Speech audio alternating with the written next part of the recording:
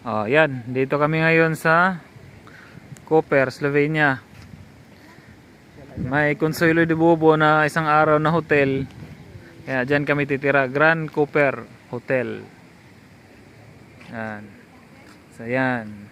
Yan dito maganda oh. Ang linis ng tubig nila. Daming isda oh. Maliliit. Daming bulinaw.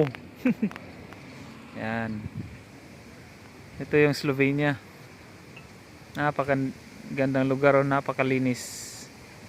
Yan kasama ko na engineer. Yan. So, ayos na rin kahit pa paano. Ganda ng yacht ko nila dito. Parkingan ng yate.